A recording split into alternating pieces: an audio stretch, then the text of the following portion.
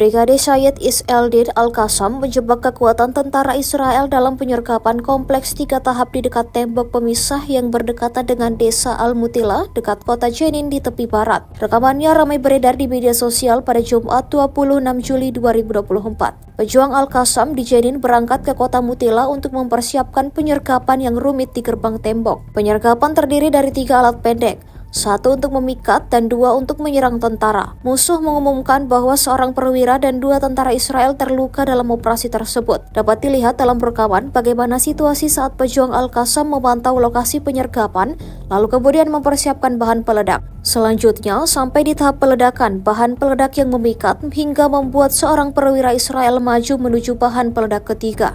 Terakhir, kemajuan pasukan lain ke lokasi untuk mencari dan menyelidiki. Serangan pejuang Al-Qassam di arah ini diklaim berhasil.